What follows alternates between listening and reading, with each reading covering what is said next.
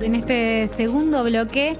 Vamos a estar conversando con Florencia Guimaraes García. Ella es actualmente directora de Diversidad Sexual de la Secretaría de Mujeres y Políticas de Género en La Matanza. Trabaja en el Centro de Justicia de la Mujer en Ciudad de Buenos Aires y coordina el Centro Travesti de Día de la Casa de Loana y Diana, entre muchas otras cosas que seguramente vamos a estar charlando directamente con ella, que si no me equivoco, ya está conectada con nosotras, así que podemos darle la bienvenida. ¿Cómo estás, Florencia? Hola, buenas tardes. Hola, Buenas Florencia, tardes. ¿cómo estás? Bien, muy bien. Acá estamos en La Matanza con un poco de lluvia, frío, viento. El día está raro, pero bueno, sí. aquí estamos esperando para poder charlar con ustedes. Bueno, muchas gracias, te saludo. Yo soy Carmen, mi compañera se llama Vicky. Un gusto poder comunicarnos con vos y tenerte como invitada en el programa. Sabés que cuando mi compañera te presentaba, ¿me escuchás bien? Sí, perfecto. Ah, buenísimo. Cuando mi compañera te presentaba, es imposible no pensar en que laburás un montón. Estás en un montón de lugares. Estoy a full, trabajo mucho, sí. estoy en varios espacios, tanto como ustedes nombraron acá en el municipio de La Matanza, como también en el Centro de Justicia de Mujer y Géneros, dependiente del Consejo de la Magistratura, en Cava. También en nuestro centro de día Travesti Trans, la Casa de Loana y Diana, aquí en La Matanza, y otras actividades que tienen que ver también con la militancia y con el activismo travesti trans, así que estamos todo el tiempo ahí Sí, a full, ¿no? Luchando, trabajando, visibilizando y tratando de llevar adelante la agenda travesti trans, que es una agenda que hay que prestarle muchísima atención, ¿no? Y que deben prestarle mucha Así atención. Toda la sociedad no solamente tiene que pasar por nosotras, por nuestra comunidad, sino que es una agenda, como siempre decimos, ¿no? Ya es tiempo de que seamos parte de la agenda no solamente sentimental, sino también política de la sociedad. Sí. Así es. Mira, antes de que Carmen tiene un montón de cosas para preguntarte, pero justo mencionaste esto de la agenda y se me viene un poco pensar en qué implica esa agenda en tiempos de pandemia, en este como contexto tan que golpea a tantos sectores. Es un momento muy difícil, es un momento que realmente desnudó, visibilizó lo que venimos gritando hace décadas el colectivo travesti trans, ¿no? Que tiene que ver con las condiciones no solamente de empobrecimiento estructural, sino también de violencia estructural en la que se encuentra nuestra comunidad. El obstáculo, la falta de acceso al trabajo es algo terrible, sigue sucediendo todavía que el 90% de las compañeras travestis y trans tienen como único medio de subsistencia la prostitución, el acceso a la vivienda, que es algo prácticamente inaccesible, y que también se visibilizó fuertemente la violencia que ejercen quienes nos alquilan, ya sean en los hoteles donde viven muchas compañeras en Capital Federal, o en las casitas, o inclusive en piezas de algunas de las compañeras que viven en piezas alquiladas, ¿no? Porque también tenemos que tener en cuenta que si hablamos de que el 90% de nosotras subsiste de la prostitución, con esto, cuando comenzó sobre todo el aislamiento social preventivo y obligatorio, las compañeras se encontraron encerradas y sin poder salir al único lugar que lamentablemente nos fue asignado para ganarnos el mango o para poder llenar la olla, que es una esquina. Entonces eso visibilizó realmente lo que nosotras sabemos, pero gran parte de la sociedad no lo sabe, otra gran parte mira para el costado y otra gran parte lo legitima, ¿verdad? Eso entre otras muchísimas cuestiones que tienen que ver como todavía la falta o los obstáculos para acceder a la salud, a la educación, a la justicia. Todavía nuestro colectivo está cercenado de todos esos derechos y estamos hablando de derechos humanos, ¿no? Entonces nuestra agenda tiene que ver con esas cuestiones, tiene que ver con el cupo e inclusión laboral travesti y trans, que venimos fuertemente luchando por la ley nacional, tiene que ver con una reparación histórica porque muchas personas no lo saben, pero hasta hace unos años en la Ciudad Autónoma de Buenos Aires, en la provincia de Buenos Aires, en algunas provincias siguen vigentes códigos contravencionales que criminalizaban y nos castigaban y encarcelaban por ser travestis y trans, ¿no? Había un código que era algo así como vestimenta inadecuada al sexo, o sea, para el Estado éramos personas disfrazadas, por ende fuimos encarceladas, éramos llevadas a comisarías durante días y anteriormente en los 70 y 80 inclusive a la cárcel de Devoto las compañeras travestis. Entonces se está pidiendo para el poco sector que queda de compañeras mayores de 50 años de edad una reparación histórica, ¿no? Tanto económica como un pedido de perdón por parte del Estado, porque son compañeras contadas con los dedos de una mano. Tenemos que decir que todavía la expectativa de vida de nuestra comunidad sigue siendo de 35 años de edad. Esto es terrible, estamos hablando de una expectativa de vida equivalente al medioevo. Bueno, sí. Nosotros seguimos teniendo, esa expectativa de vida. Entonces, la agenda es grandísima, tiene que ver con todos estos derechos que nos siguen siendo negados, tiene que ver con seguir peleando por algunas conquistas que logramos. Tenemos una ley de identidad de género que es maravillosa, que es revolucionaria, pero que no se cumple en su totalidad. Hay artículos que no se cumplen, como el artículo 11, que tiene que ver con el acceso integral a la salud, ¿verdad? Entonces, falta mucho, y por eso trabajamos tan intensamente día a día, ¿no? Muy bien. ¿Vos querías preguntar, Vicky? No. Bueno, en base a lo que estás comentando, Florencia, todo lo que acabas de exponer, tenemos la ley de igualdad de género del año 2012, el cupo laboral travesti trans de este año. ¿Qué nuevas medidas deberían llevarse adelante? ¿Qué se debería incrementar de ahora en más? ¿El acceso a la vivienda, la educación? En lo concreto, ¿sentís que hay realmente un avance con estas leyes que han salido en los últimos años o no dejan de ser cuestiones que vayan como más hacia lo estructural, digamos, en las problemáticas que tienen? Sí, yo creo que hay muchas cuestiones que hemos conquistado, que hemos logrado, pero muchas cosas quedan en letra muerta o quedan en lo discursivo. Claro. Tenemos ley de cupo laboral, la ley Diana Zacayán, en la provincia de Buenos Aires, sancionada del año 2015. Todavía no se implementa, todavía no se ejecuta. Estamos hablando de hace 5 años. Tenemos ahora un decreto presidencial que exige que el 1% de los puestos en el sector público sean ocupados por personas travestis y trans. Está el decreto, pero no está reglamentado. Bueno, con todos esos obstáculos nos vamos encontrando constantemente. Entonces, necesitamos que las políticas públicas que tenemos realmente sean ejecutadas y necesitamos muchísimas políticas públicas más, ¿no? Como es el acceso a la vivienda, luchar para que en los planes federales de vivienda o el nombre que llevasen haya un cupo también específico para la población travesti trans. Necesitamos seguir trabajando sobre la ley de educación sexual integral, que realmente nos incluya a todas las identidades, corporalidades, que sea no biologicista, ¿verdad? Necesitamos seguir trabajando con lo que respecta a la salud, que es algo terrible, que todavía sigue sucediendo, que la mayoría de nosotras recurrimos a la clandestinidad del aceite industrial para Hoy tú tuiteabas sobre eso, ¿verdad? Perdón que te interrumpí. Hoy justamente tuiteaste un par de cosas sobre ese tema. Exactamente. Exacto, porque es un tema...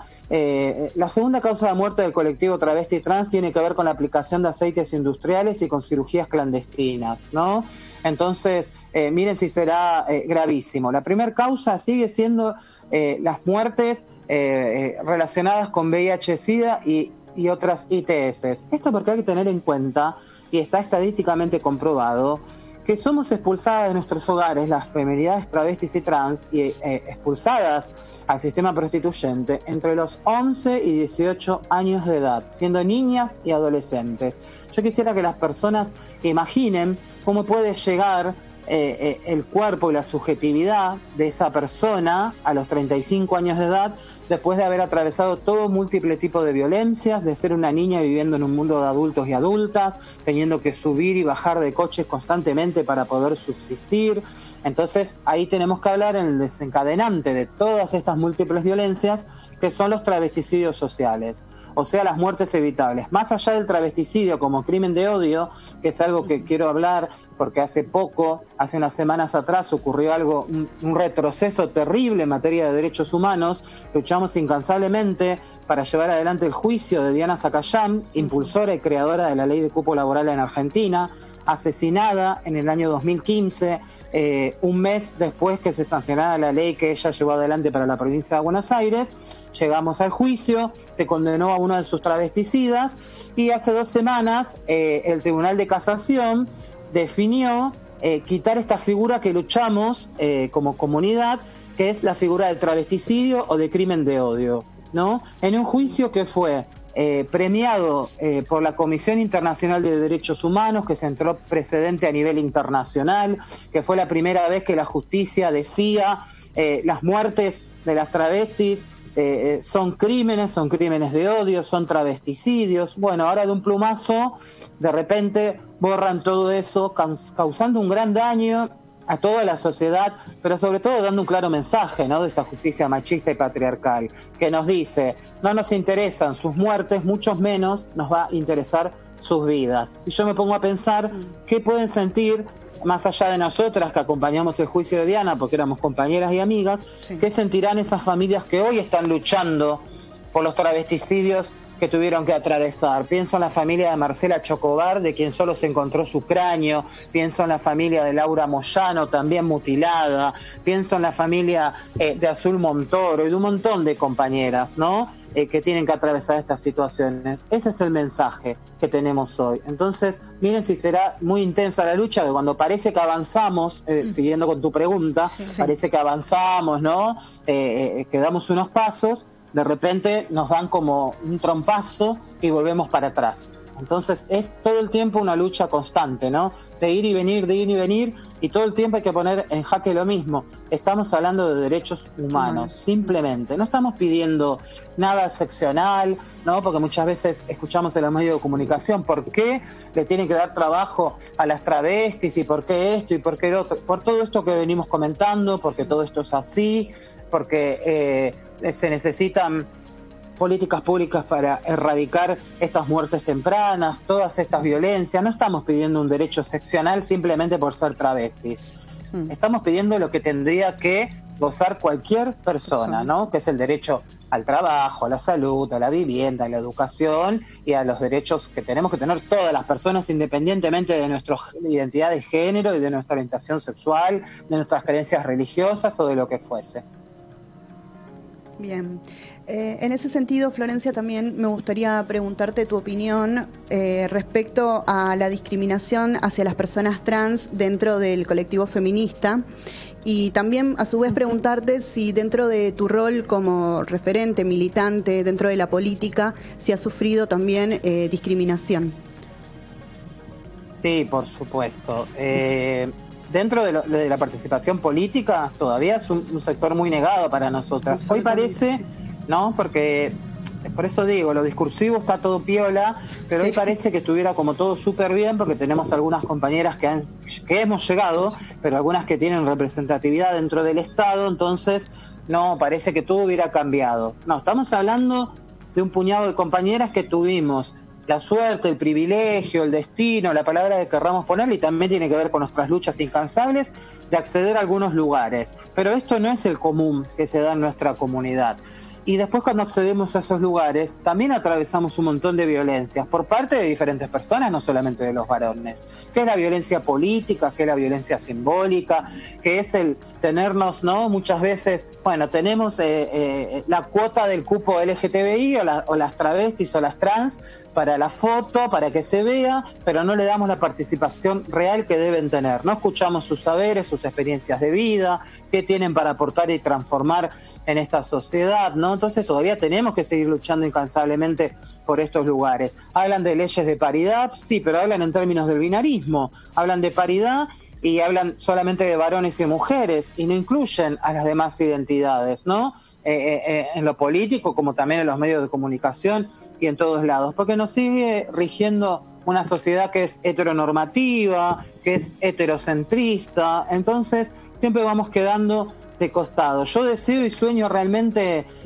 tener una compañera o muchas compañeras travestis o de la comunidad o del movimiento LGTBI que estén legislando, que sean diputadas, que sean concejales, concejalas, que nos representen también como comunidad. La sociedad nos debe todavía eso, ¿no? Porque nos sigue siendo negado. Entonces, vuelvo a repetir, obviamente que hemos avanzado en un montón de cuestiones que tienen que ver hoy con la visibilidad, que hay transformaciones que se van dando, pero son a cuentagota. Y después también tenemos estas cuestiones dentro de los espacios que no estamos desde ahora, sino hace muchísimo tiempo, que son los espacios de los feminismos, de los encuentros que antes eran de mujeres y hoy son plurinacionales, donde hay algunos sectores del feminismo que todavía nos siguen tratando como varones, como que no tenemos que estar en esos espacios porque son para las mujeres en términos de mujer, hablando de personas cisgénero, porque se guían por la genitalidad, ¿no?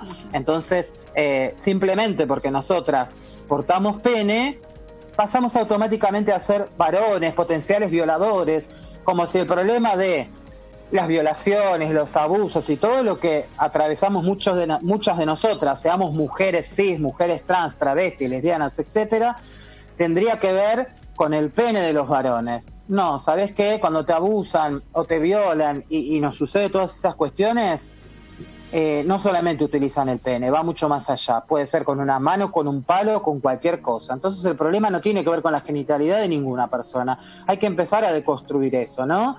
Estos términos tan biologicistas y que tanto daño hacen y siempre recordar que la genitalidad no hace la identidad. Y acá hay una persona que es una demostración fiel de eso, porque yo tengo pene y me considero una travesti y me defino como Florencia y no seguí los mandatos, porque aparte nunca lo sentí, esos de, bueno, si naciste con pene tenés que ser varón, si naciste con vulva tenés que ser mujer.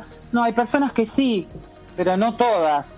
Por eso es tan rica la diversidad de corporalidades, de identidades, de orientaciones sexuales, y tenemos que aprender a respetar las diferencias de todas las personas, ¿no? Porque eso es lo rico que tenemos como humanidad y que tenemos que tener como sociedad, siempre y cuando sea con respeto, con empatía, sin querer pisarle la cabeza a otra persona, sin anular sus derechos, porque estamos hablando todo el tiempo de derechos. Entonces hay que hacer un llamamiento a construir nuevos lazos, nuevas redes, realmente con amorosidad, con empatía. Nadie puede ponerse en el lugar de la otra persona. Yo, por lo menos es mi teoría, no hay manera, pero sí por lo menos podemos reflexionar, empatizar y decir, che, loco, la verdad, qué mal esto, ¿no? ¿Hasta cuándo vamos a seguir avalando todas estas violencias en la sociedad en general, pero dentro de nuestros espacios, ¿no? Pero parece que es un ejercicio muy difícil de hacer porque hay sectores que mercantilizan todo. Como somos mercantilizadas para el consumo de los varones prostituyentes, también hay un sector de feminismo que mercantiliza los espacios de construcción feminista. Hablan de horizontalidad cuando en realidad después se manejan como si fueran dueñas o patronas, ¿no? Sí. Donde yo decido y acá entra quien quiere o quien no quiere.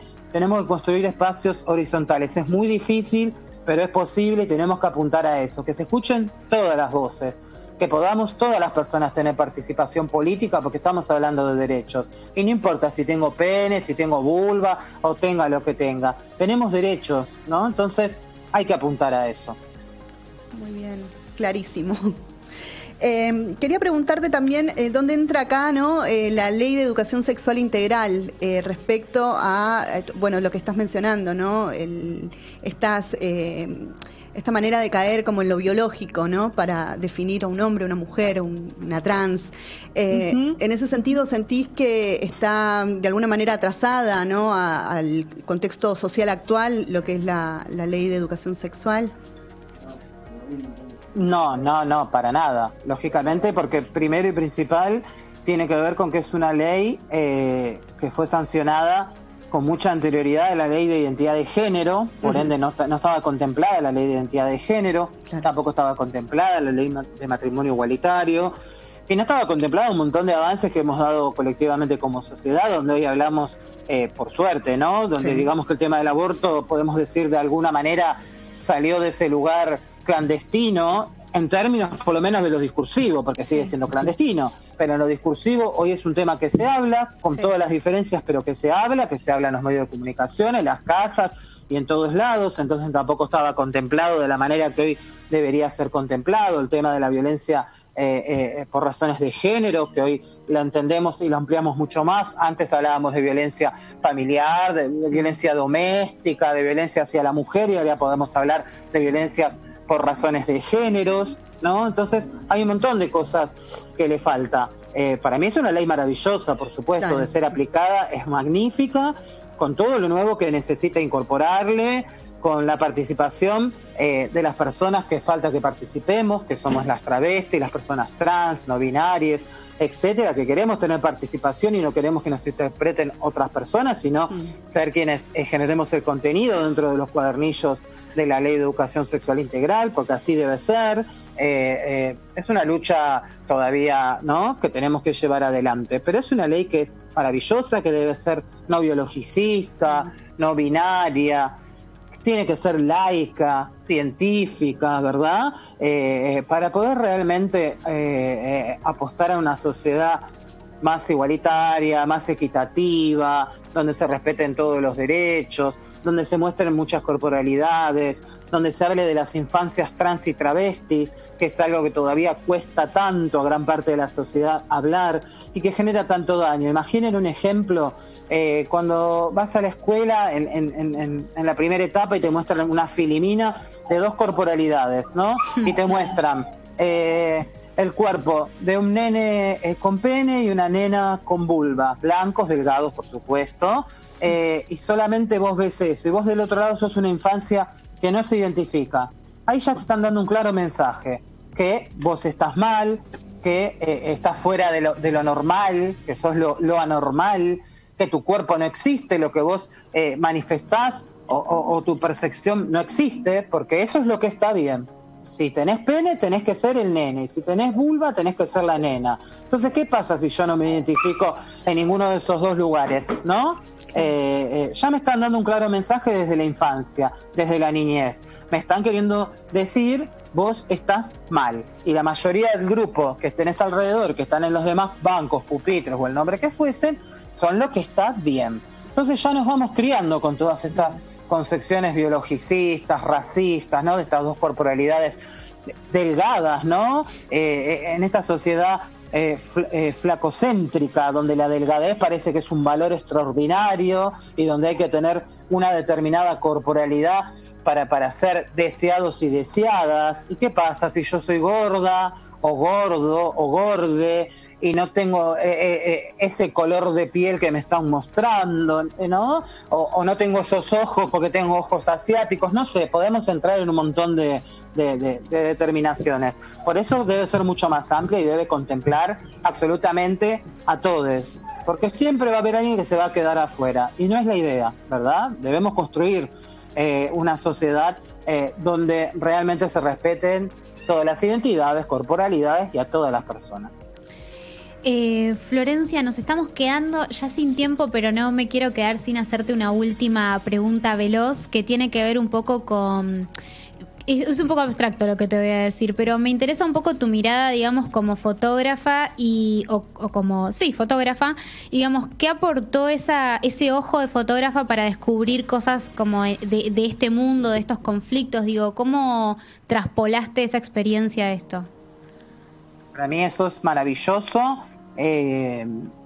Para mí el mundo de la fotografía, y por lo menos yo la fotografía la tomé como una herramienta puramente política para visibilizar lo que no se muestra y para romper lo que sí se muestra, que es siempre desde un lado estigmatizante, desde un lado ridiculizante.